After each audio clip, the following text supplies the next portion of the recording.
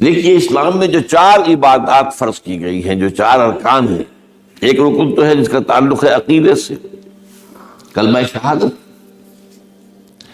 اور 4 ارکان وہ ہیں جن کا تعلق عبادات سے، نماز، روزہ، حج اور زکوٰۃ۔ ان میں ایک عجیب قسم کی تقسیم ہے، مثلاً 1 2 جمع 2 کی تقسیم بنتی ہے۔ 2 عبادات ان میں سے وہ ہیں جو ہر مسلمان پر فرض ہے، امیر ہو، غریب ہو، مرد ہو، عورت ہو، ہر ایک پر فرض ہے، نماز اور روزہ، یہ دونوں چیزیں ہر ایک پر فرض ہے۔ لیکن 2 وہ ہے کہ جو صرف صاحب استطاعت لوگوں پر فرض ہے، وہ عام نہیں ہے۔ جو صاحب نصاب ہیں ان پر زکوٰۃ ہے، جو صاحب استطاعت ہیں، حج کرنے کی استطاعت رکھتے ہیں، ان پر حج ہے۔ اس میں 2 جمع 2 کی ایک تقسیم اور آتی ہے، ایک اور اعتبار سے۔ قرآن میں زیادہ ایمفیسس 2 عبادات پر ہے، نماز اور زکوٰۃ۔ اقیموا الصلاۃ وآتوا الزکاۃ، اقیموا الصلاۃ وآتوا الزکاۃ، اقیموا الصلاۃ وآتوا الزکاۃ، یقیمون الصلاۃ ویؤتون الزکاۃ۔ یہ گویا کہ بندھا ہوا ہے ایک جوڑا،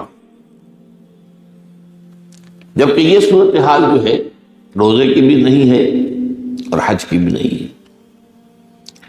صلاۃ اور زکوٰۃ کا حکم بے شمار مرتبہ قرآن میں آیا، اور روزے کے سارے احکام ایک مقام پر سورہ بقرہ کے 23 رکوع کی 6 آیات میں سب کا سب بیان ہوئی۔ باقی تو بعض جگہوں پر اس کا صرف اس اعتبار سے تذکرہ ہے کہ اگر کوئی کفارہ ادا کرنا ہے اس کے لیے اتنے روزے رکھ لو، ورنہ یہ ہے کہ روزے کا اپنی جگہ پر مستقل بذات جو ہے وہ ذکر یا حکم موجود نہیں۔ اس اعتبار سے غور کیجئے، حج کا معاملہ بھی یہی ہے۔ وہ ایک تو یہ کہ سورہ آل عمران میں اس کی فرضیت کا ذکر آیا، وہ میں نے آیات آپ کو سنائی ہیں، 2 آیات، ان پر ابھی گفتگو کریں گے۔ سورہ بقرہ کے 24ویں اور کچھ 25ویں رکوع میں کچھ اس کے مناسک بیان ہوئے، سورہ حج کے 4تھے رکوع میں اس کے مناسک بیان ہوئے، بس باقی پورے قرآن میں تو اس کا ذکر نہیں ہے۔ تو اس اعتبار سے فرق ہو گیا 2 جمع 2 کا۔ لیکن یہ جو جن کی اہمیت اس اعتبار سے کم ہو گئی ہے، اللہ تعالیٰ کی عجیب حکمت نظر آئی کہ ہماری جو 2 عیدیں ہیں وہ ان 2 عبادات کے ساتھ منسلک کر دی گئی۔ روزوں کے اختتام پر عید الفطر، حج کے ساتھ عید الاضحیٰ۔ تو گویا کہ ان 2 عبادات کی اہمیت میں اگر کسی درجے میں کوئی کمی محسوس ہوتی ہے قرآن مجید کے بیان کے حوالے سے، تو اس کی تلافی اس سے ہو جاتی ہے کہ عیدین ہماری 2 ہی عیدیں ہیں، 2 ہی تہوار ہیں، اور وہ ان 2 عبادات کے ساتھ جوڑ دیے گئے۔ اب آخری بات سمجھیے، 3 جمع 1 کی بھی ایک تفریق ہے۔ 3 عبادات وہ ہیں جو مؤقت ہیں صرف، یعنی معلق بالزمان، ان کا تعلق وقت کے ساتھ ہے، یہ نہیں ہے کہ کسی خاص جگہ سے متعلق۔ نماز ہر جگہ فرض ہے، ہاں البتہ اس کا وقت آئے گا، اگر سورج جو ہے نصف النہار سے ڈھلکے گا تو ظہر کا وقت ہوگا، اگر کسی وجہ سے اللہ تعالیٰ کی حکمت ہو کہ سورج وہیں کا وہیں کھڑا رہ جائے تو ظہر کا وقت آئے گا ہی نہیں، ظہر فرض ہوگی ہی نہیں۔ مغرب اسی وقت فرض ہوگی جبکہ سورج غروب ہو جائے، اگر کسی وجہ سے سورج غروب نہ ہو، اور کیا پتہ یہ ساری باتیں جو ہے قیامت کا جو زلزلہ آنے والا ہے اس میں یہ ساری ہی باتیں ہونے والی ہیں، سورج مغرب سے طلوع ہوگا، یہ تو وضاحت کے ساتھ کہا گیا ہے، تو مغرب کا وقت نہیں ہے۔ اسی طریقے سے رمضان کا مہینہ آئے گا تو روزے فرض ہوں گے۔ اس حوالے سے یہ زمانے کا تعلق تو ہے لیکن کسی مکان سے کوئی تعلق نہیں۔ حج وہ ہے جس کے تقریباً تمام مناسک جو ہیں وہ ایک خاص مقام پر ادا ہوتے ہیں۔ آپ سفر کر کے جائیے، مکہ مکرمہ جائیے، اللہ کے گھر کا طواف کیجیے، پھر وہاں سے جو بھی روانگی ہوتی ہے یوم الترویہ، 8 ذی الحجہ کو نکلیے اور جا کر منا میں قیام کیجیے ایک رات، پھر 9 کی صبح کو نکلے عرفات جائیے، عرفات میں شام تک قیام رہے گا، لیکن مغرب کی نماز کے وقت کے بعد وہاں سے نکلیں گے، مغرب وہاں پڑھیں گے نہیں، وہ جا کر مزدلفہ میں پڑھی جائے گی عشاء کے ساتھ ملا، چاہے کتنی دیر ہو جائے۔ بہرحال یہ ساری چیزیں ایک خاص مقام کے ساتھ ہیں، منسلک ہیں، ہر جگہ پر یہ ادا نہیں ہو سکتی۔ اب اس میں دیکھیے حکمت نظر آ رہی ہے، چونکہ حج جو ہے ایک خاص جگہ پر ایک خاص مقام سے وابستہ ہے، اس کے ساتھ جو عید الاضحیٰ وابستہ کی گئی ہے، یہ گویا کہ حج ہی کے ایک رکن کو پھیلا دیا گیا ہے۔ قربانی جو مناسک حج میں بڑی اہمیت کی حامل ہے، اسے عام کر دیا گیا۔ تم مدینے مکے تو نہیں پہنچ سکے ہو، لیکن یہاں پر قربانی کے اندر تو شریک ہو جاؤ۔ اور بعض مشابہتیں اور بتائی گئی ہیں کہ ذی الحجہ کا چاند طلوع ہو جائے تو اس کے بعد حجامت نہ کراؤ، ناخن نہ کاٹو، وہ جو کچھ بھی آپ کو معلوم ہے احرام کی کچھ پابندیاں ہوتی ہیں، ایک مشابہت کسی درجے میں، ٹھیک ہے ہم وہاں نہیں ہیں لیکن ان کے ساتھ ایک مشابہت پیدا ہو رہی ہے۔ تو قربانی در حقیقت جو ہے عید الاضحیٰ، وہ گویا کہ ایکسٹینشن ہے حج کی، کہ تمام عالم اسلام کے اندر جو ہے تمام مسلمان جہاں بھی کہیں ہیں وہ حج کے اس ایک منسک کے اندر شریک ہو جاتے ہیں۔ تو یہ میں نے چند باتیں تمہیداً عرض کی ہیں ان عبادات اربعہ کے بارے میں، ان کی جو ریلیٹیو حیثیت ہے ہمارے دین میں۔ اب آئیے حج کا معاملہ کیا ہے، وہ پورا ایک خاص علاقے سے متعلق ہے اور ایک خاص شخصیت سے متعلق ہے، یہ بھی نوٹ کر لیجیے۔ چنانچہ جو آیات میں نے آپ کو سنائی حج کے بارے میں، ان اول بیت وضع للناس للذی ببکۃ مبارکا وہدی للعالمین، یقیناً پہلا گھر جو بنایا گیا لوگوں کے لیے، یعنی اللہ کی عبادت کے لیے، کہ لوگ وہاں جمع ہوں اللہ کی عبادت کے لیے، وہ ہے جو مکہ میں ہے۔ بکہ اور مکہ یہ ایک ہی لفظ ہے، تورات میں بکہ کا لفظ آیا ہے، قرآن مجید میں مکہ۔ یہ تھوڑا فرق جو ہے یہ تلفظ کا ہو جایا کرتا ہے مختلف زبانوں کے اندر، جیسا کہ آپ کو معلوم ہوگا کہ آج کل جو عرب کے لوگ ہیں وہ قاف کو گاف پڑھتے، گل گم، قم کی بجائے گم، قل کی بجائے گل، اقول لک اقول لک، وہ گاف سے۔ تو یہ جو ہے فرق ہو جاتا ہے۔ تو مکہ، وادی مکہ، یہ ہے در حقیقت مکہ مکرمہ۔ تو پہلا گھر جو بنایا گیا ہے، اور اس کے بارے میں جو یہ عام طور پر مشہور ہے کہ اس کے معمار حضرت ابراہیم ہیں، یہ بات صحیح نہیں ہے۔ اس کے معمار اول حضرت آدم علیہ السلام خود اول بیت ہے نا، پہلا گھر۔ تو کیا یہ ممکن ہے کہ آدم سے لے کر ابراہیم تک کوئی گھر اللہ کی عبادت کے لیے بنا ہی نہ؟ تو ناممکنات میں سے اولا بیت میں خود دلیل موجود ہے، حضرت آدم علیہ السلام نے اس کی تعبیر کی۔ البتہ اس کے بعد بعض سیلابوں کی وجہ سے یہ عمارت گر گئی اور کچھ جو وہاں پر آبادی بنی تھی وہ بھی ختم ہو گئی۔ تو ایسے آتے ہیں، آپ کو معلوم ہے کہ یمن میں جب ان کا ایک بند ٹوٹا تھا بہت بڑا، سد معارف، تو پھر وہاں جو اتنی خوشحالی تھی اور جو وہاں پر جو باغات تھے اور جو کھیتیاں سب برباد ہو گئی، اور وہاں سے لوگ جو ہے نقل مکانی کرنے پر مجبور ہو گئے۔ یہی یمن کے قبائل تھے جو جا کر شام اور عراق میں آباد ہوئے، یہی یمن کے 2 قبیلے تھے جو مدینے میں آ کر آباد ہوئے، اوس اور خزرج، یہ یمن کے قبیلے تھے۔ تو اس بند کے ٹوٹنے کے بعد اگر خدا نہ خواستہ اگر ہمارا تربیلا ڈیم ٹوٹ جائے کیا ہوگا؟ پچھلے دنوں خبریں آئی ہیں اخبارات میں کہ ہندوستان میں غور ہو رہا ہے اس پر کہ تربیلا ڈیم کو اڑا دو۔ وہ سوچتے ہیں پاکستان کو ختم کرنے کی سبیل کیا ہو سکتی ہے، تو بڑی سمپل ہے اور بڑا آسان کام، بمبارڈمنٹ کر دینا جو ہے، ٹھیک ہے ان کا جہاز آئیں، کچھ کو ہم گرا بھی لیں گے، کچھ تو آتا جو ہے وہاں پر وہ اپنے بم جو ہے وہ ہدف کے اوپر گرا جائے گا، کیا ہوگا؟ یوں سمجھیے کہ جو سونامی کا آیا تھا سیلاب، وہ سونامی کا سیلاب آئے گا بھارت پاکستان کے اوپر، اور ہر چیز تباہ و برباد ہو جائے، کم سے کم یوں سمجھیے کہ تقریباً 100 میل کی چوڑائی میں، اور بھی یہ سب جو ہے ریگستان بن جائے گا، ہر چیز ختم ہو جائے گا، خدا نہ خواستہ، خدا نہ خواستہ۔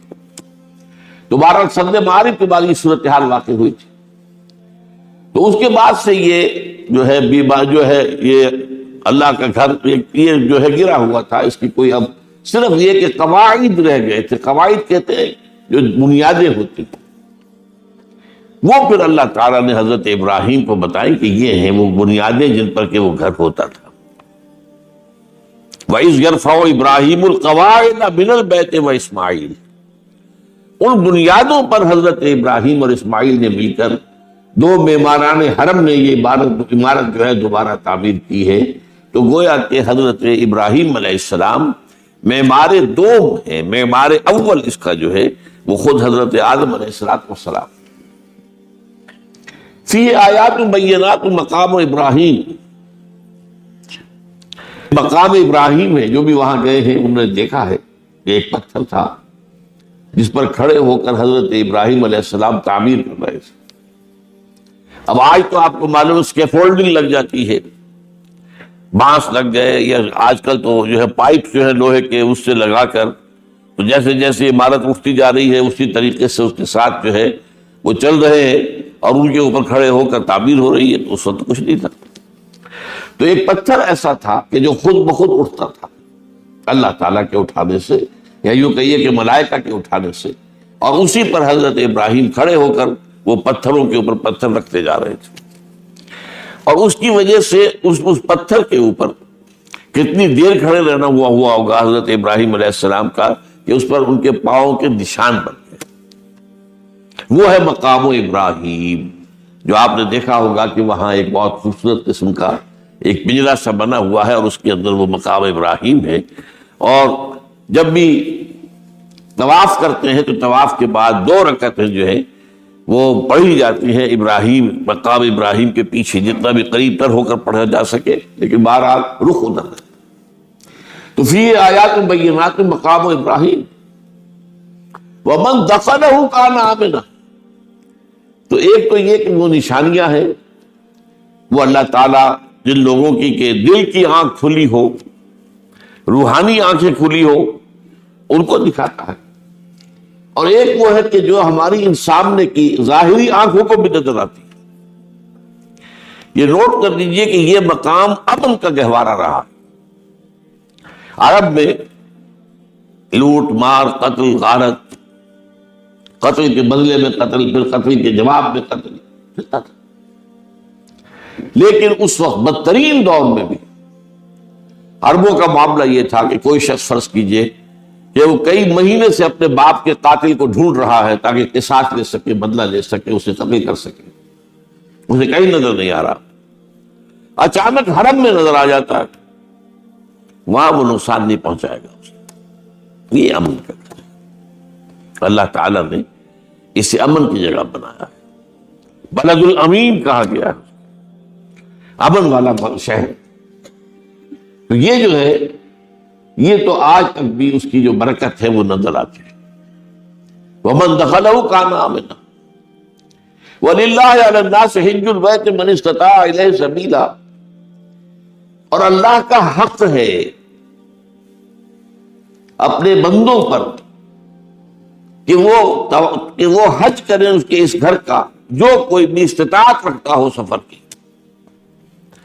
اگر زیادہ راہ ہے، خرچہ ہے، جانے آنے کے اخراجات مہیا ہیں، اور یہ کہ آپ پیچھے جن کو چھوڑ کر جا رہے ہیں ان کے لیے بھی اتنے وقت کا جو ہے وہ انتظام ہے کھانے پینے کا، گزارے کا، نان نفقے کا، تو آپ پر حج فرض ہو گئے۔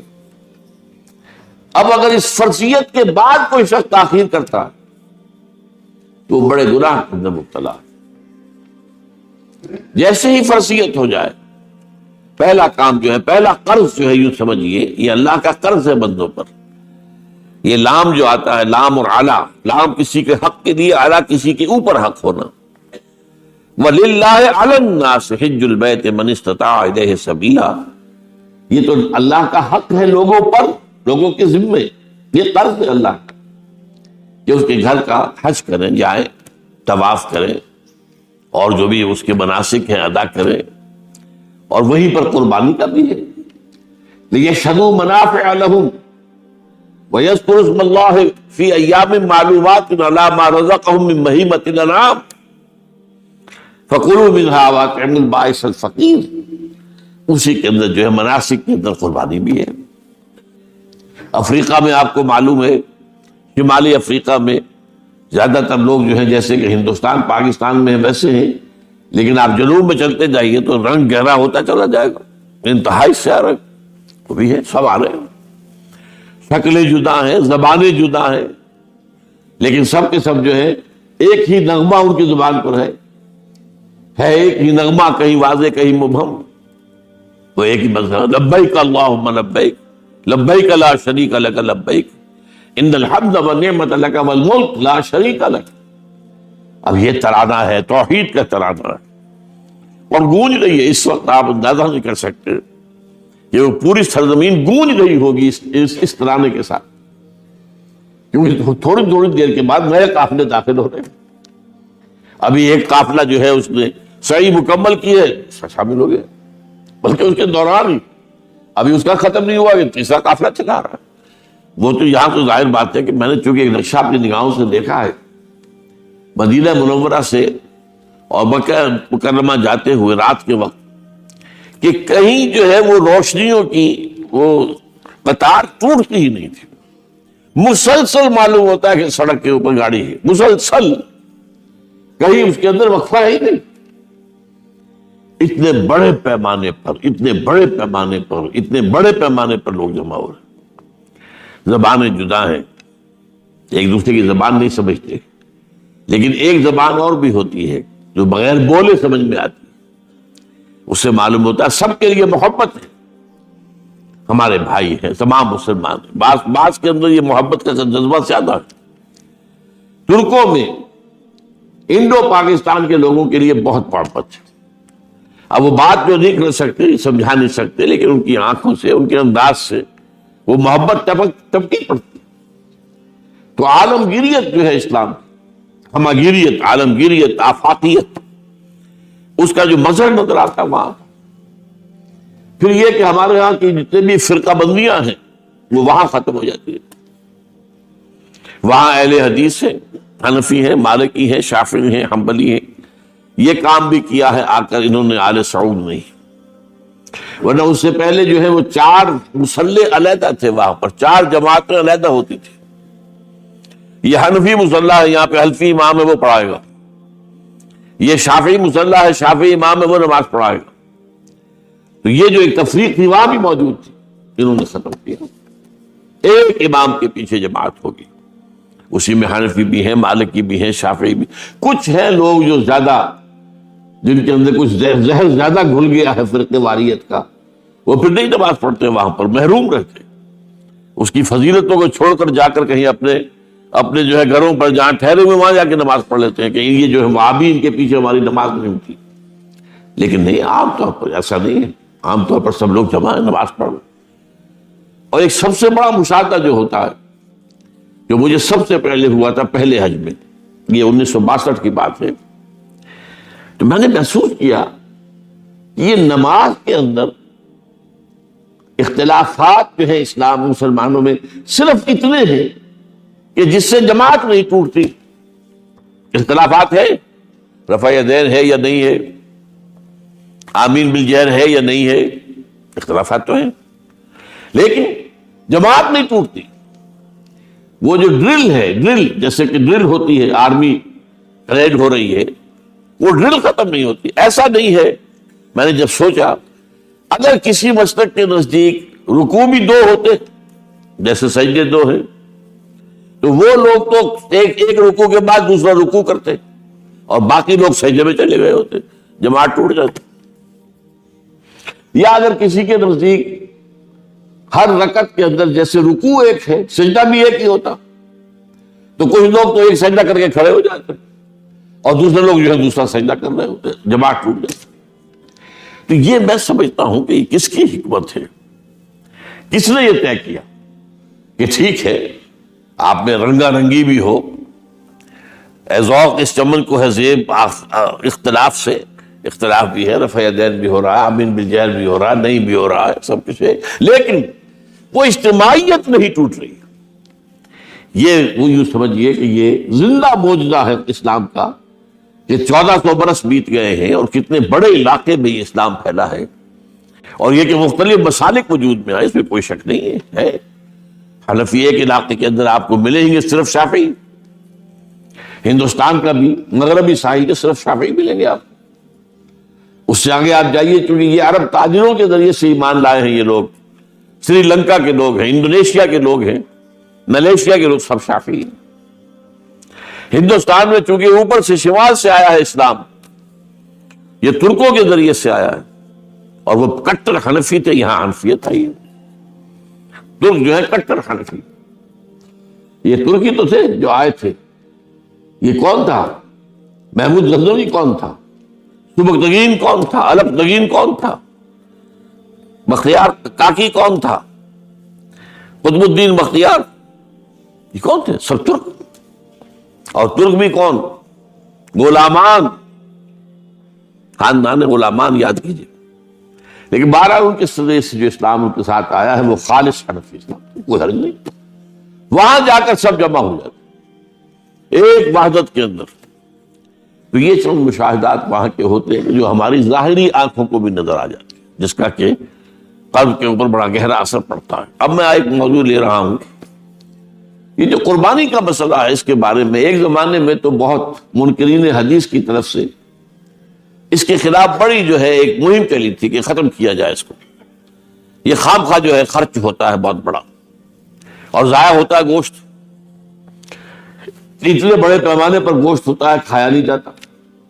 اچھا ایک زمانے میں فریج بھی نہیں تھے، یہ بھی نہیں کہ آپ محفوظ کر دیں، گوشت ضائع بھی ہو سکتا تھا، اور بھی چیزیں جو ہے وہ گوشت کی وہ صحیح طور سے استعمال نہیں ہوتی تھی۔ تو اس کے اوپر بڑا پروپیگنڈا منکرین حدیث کا رہا کہ یہ جو ہے قربانی صرف حج کے موقع پر ہے۔ میں اس کی نفی کے لیے آج آپ کو بتا رہا ہوں کہ سورہ حج کے اندر جو 2 رکوع ہیں، ایک چوتھا ایک پانچواں، چوتھے رکوع میں بھی قربانی کا ذکر ہے، پانچویں میں بھی قربانی کا ذکر ہے۔ یہ ایک دم جو ہے ایک جگہ پر جو 2 طرح کی قربانیوں کا ذکر ہو رہا ہے، یہ کیوں ہو رہا ہے؟ چوتھے رکوع میں وہ مناسک حج کے ساتھ اس کا ذکر ہے، وہاں جو فرمایا گیا لِيَشْهَدُوا مَنَافِعَ لَهُمْ وَيَذْكُرُوا اسْمَ اللَّهِ عَلَى مَا رَزَقَهُم مِّن بَهِيمَةِ الْأَنْعَامِ فِي أَيَّامٍ مَّعْلُومَاتٍ عَلَى مَا رَزَقَهُم مِّن بَهِيمَةِ الْأَنْعَامِ فَكُلُوا مِنْهَا وَأَطْعِمُوا الْبَائِسَ الْفَقِيرَ۔ وہاں پہ قربانیاں دو، پھر اللہ کا نام لو، ان جانوروں پر جو اللہ نے تمہیں عطا کیے ہیں ان جو معین دنوں کے اندر دو، فی ایام معلومات، اور پھر اس میں سے خود بھی کھاؤ، اور جو ہے جو جیسے صدقہ کا گوشت ہوتا ہے وہ نہیں ہے، وہ قربانی کا گوشت ہے، اس میں سے آپ خود بھی کھائیں اور غرباء کو کھلائیں، غریبوں کو دیں، مساکین کو دیں۔ تو یہ پورا حکم آ چکا چوتھے رکوع کے اندر۔ پانچواں رکوع پورا کا پورا جو ہے وہ عید الاضحیٰ پر ہے میرے نزدیک۔ یہی حکمت صوم کے بارے میں ہے کہ وہاں جب ایک حکم تکرار کر کے آیا کہ پہلے فرما دیا گیا فَمَنْ كَانَ مِنْكُمْ مَرِيضًا أَوْ عَلَىٰ سَفَرٍ فَعِدَّةٌ مِّنْ أَيَّامٍ أُخَرَ، اگر بیمار ہو کوئی اور یہ یا کہ سفر پر ہو تو وہ تعداد دوسرے دنوں میں پوری کرے۔ پھر کیا وجہ دوبارہ آ رہا ہے؟ شہر رمضان الذی انزل فیہ القرآن ھدی للناس وبینات من الھدی والفرقان فمن شہد منکم الشہر فلیصمہ ومن کان مریضا او علی سفر فعدۃ من ایام اخر۔ کیوں؟ یہ تو ادبی اعتبار سے یہ کلام کا عیب شمار ہوتا، تکرار بلا کسی سبب کے، نہیں سبب کے بغیر نہیں ہے۔ وہاں کیا تھا؟ وہاں ان 2 رعایتوں کے ساتھ تیسری بھی شامل تھی کہ اگر صحیح ہو اور مقیم ہو پھر بھی روزہ نہ رکھو تو ایک مسکین کو کھانا کھلا دو. یہ رعایت ختم ہوئی ہے رمضان کے روزے کے ساتھ. اب رکھنا پڑے گا روزہ, اور اگر بیمار ہو یا سفر پر ہو تو ٹھیک ہے, دوسرے دنوں میں پورا کرو, پورا کرنا لازم ہے. تو یہ چیز جو ہے یہ در حقیقت کسی وجہ سے ہوتی ہے. بالکل یہی بات ہے سورہ حج کے چوتھے رکوع کے اندر وہ جو قربانی ہے حج کے ساتھ اس کا ذکر آ چکا. اب سنیے یہ جو آ رہا ہے, فرمایا وَلِكُلِّ أُمَّةٍ جَعَلْنَا مَنْسَكًا, ہر امت پر ہم نے ایک جو ہے قربانی کا معاملہ نازل وہ جو ہے فرض کیا. میں نے چونکہ آج شروع میں کہا تھا کہ صوم اور حج میں کچھ مشابہتیں ہیں. دیکھیے صوم کا حکم بھی آیا تھا تو کس طور سے آیا تھا؟ یا ایھا الذین آمنوا کتب علیکم الصیام کما کتب علی الذین من قبلکم لعلکم تتقون. اہل ایمان تم پر روزہ رکھنا فرض کیا گیا جیسے کہ فرض کیا گیا تھا ان پر جو تم سے پہلے تھے. یہاں پر اسی حوالے سے بات ہو رہی ہے کہ اے مسلمانوں یہ قربانی صرف تم پر فرض نہیں کی جا رہی, یہ تو ہر امت پر, ہر نبی ہر رسول کی امت. وَلِكُلِّ أُمَّةٍ جَعَلْنَا مَنْسَكًا لِيَذْكُرُوا اسْمَ اللَّهِ عَلَيْهَا, تاکہ وہ نام لیں اللہ کا, عَلَى مَا رَزَقَهُم مِّن بَهِيمَةِ الْأَنْعَامِ, جو کچھ اللہ تعالیٰ نے انہیں رزق دیا ہے. یہ چوپائے جو ہیں حیوانات قسم کے, ان پر اللہ کا نام لے کر چھری پھیری جائے, اللہ کے نام سے ان کو ذبح کیا جائے. فَإِلَٰهُكُمْ إِلَٰهٌ وَاحِدٌ فَلَهُ أَسْلِمُوا. تو یہ جان لو کہ اس قربانی کی اصل روح کیا ہے. وہ یہ ہے کہ اللہ تمہارا ایک الہ ہے, اسی کے سامنے تمہیں سر جھکانا ہے. یہ روح تقوی اگر نہیں ہوگی تو یہ قربانی بے معنی ہو جائے گی. نماز و روزہ و قربانی و حج یہ سب باقی ہیں, تو باقی نہیں ہے. جب اللہ تعالیٰ کے ساتھ تعلق نہیں ہے تو یہ ساری چیزیں ریچولز بن جائیں گی. اب یہ بھی ہوتا 20-20, 25-25 ہزار کے بکرے جو ہیں وہ لوگ لیتے ہیں, پھر ان کو گھماتے ہیں, پھراتے ہیں, ان کے اوپر ریشمی چادریں چڑھاتے ہیں, ان کو جو ہے وہ مہندی لگا کر. بہرحال وہ چیزیں جو ہیں یہ اظہار اس طرح کا یہ تو پسندیدہ نہیں ہے. تو یہ تو لوگوں کو دکھانے کی بات ہے اور اپنے پیسے کی جو ہے اپنی دولت کے اظہار کا ایک ذریعہ ہے. لیکن یہ کہ بہرحال قربانی انسان کرے اور یہ کہ اس کے اندر روح جو ہے تقویٰ کی وہ موجود ہوگی. فَإِلَٰهُكُمْ إِلَٰهٌ وَاحِدٌ فَلَهُ أَسْلِمُوا وَبَشِّرِ الْمُخْبِتِينَ. اور اے نبی ان لوگوں کو بشارت دے دیجئے کہ جو اللہ کے سامنے جھکے رہتے ہیں, خشوع اور خضوع کی شکل اختیار کرتے ہیں. الَّذِينَ إِذَا ذُكِرَ اللَّهُ وَجِلَتْ قُلُوبُهُمْ, وہ لوگ کہ جب اللہ کا نام لیا جائے تو ان کے دل لرز اٹھتے ہیں. وَالصَّابِرِينَ عَلَىٰ مَا أَصَابَهُمْ, اور صبر کرنے والے جبکہ اس چیزوں پر کہ جو اللہ کی طرف سے ان پر آ گئی, وہ مصیبتیں, کوئی تکالیف. وَالْمُقِيمِ الصَّلَاةِ, اور نماز کو قائم کرنے والے. وَمِمَّا رَزَقْنَاهُمْ يُنْفِقُونَ, اور جو کچھ ہم نے انہیں دیا ہے اس میں سے خرچ کرنے والے. یہ ایک نظام ہے پورا کا پورا جو اس آیت میں بیان کر دیا گیا. اس کا ایک جز جو ہے وہ یہ بھی ہے وَلِكُلِّ أُمَّةٍ جَعَلْنَا مَنْسَكًا. یہ قربانی کا معاملہ جو ہے یہ بھی ہم نے ہر امت کے اوپر فرض کیا, ہر امت جو ہے اس کے اوپر لازم کیا گیا, اور اے مسلمانوں آج تم پر بھی لازم کیا جا رہا. وَالْبُدْنَ جَعَلْنَاهَا لَكُم مِّن شَعَائِرِ اللَّهِ, اور یہ جو قربانی کے اونٹ ہیں یہ خاص طور پر چونکہ عرب میں تو اونٹ کی قربانی ہوتی تھی, دوسرے جانور تو وہاں کم ہوتے اور بہرحال ان کی قیمتی متاع بھی اونٹ ہے. وَالْبُدْنَ جَعَلْنَاهَا لَكُم مِّن شَعَائِرِ اللَّهِ, یہ اللہ تعالیٰ کے شاعر میں سے یہ اونٹ جو ہے یہ قربانی کا اونٹ ہے, یہ مکے لے جایا جا رہا ہے, یا یہ بکرے اور یہ مینڈے جو ہیں یہ قربانی کے ہیں, یہ وہاں جا رہے ہیں. تو یہ بھی گویا کہ ایک طرح سے اللہ کی نشانیاں بن جاتی ہیں. ان کے حوالے سے اللہ تعالیٰ کا ایک تصور اور اللہ تعالیٰ کے ساتھ ایک ذہنی رشتہ قائم ہوتا ہے. لیکن فیہا خیر, تمہارے لیے اس میں خیر ہے, بھلائی ہے. چنانچہ جب وہ جاتے تھے حج کے لیے تو جو بھی ان کے ساتھ دودھ دینے والا جانور ہے, قربانی کی نیت ہے لیکن دودھ جو ہے اس کا استعمال کر سکتے ہیں درمیان میں, اور بھی کوئی اگر ان کی کوئی چیزوں سے فائدہ اٹھانا ہو. لکم فیہا خیر. فَاذْكُرُوا اسْمَ اللَّهِ عَلَيْهَا, تو اب ان کا اللہ کا نام لو اس کے اوپر. صواف, صفے باندھ کر وہ اونٹ کھڑے ہوتے ہیں اور ان کو نحر کیا جاتا ہے. آپ کو معلوم ہے ذبح نہیں ہوتا اونٹ, اتنا بڑا جانور ہے، گردن کتنی موٹی ہے، اس کا ذبح کرنا بڑا مشکل ہے۔ نہر کہتے ہیں اس کو۔ کھڑا ہے اونٹ اور ایک برچھا، چھوٹا سا برچھا ہے جو اس کے یہاں گردن کے، یہ جہاں آ کر دونوں ہنسلیاں ملتی ہیں وہاں پر مارا جاتا ہے، اور یہاں سے جو بہت بڑی وین ہے وہ در حقیقت ایورٹا، وہ جو ہے ختم ہوتا ہے، تو وہاں سے خون کا پھر فوارہ آتا ہے، اور اس کے بعد پھر وہ اونٹ کھڑا کھڑا وہ رفتہ رفتہ اس کا جب خون نکل جاتا ہے تو وہ کمزور ہو کر نیچے گر جاتا ہے۔ یہ نہر ہے۔ اقول قولی ھذا واستغفر اللہ لی ولکم ولسائر المسلمین والمسلمات۔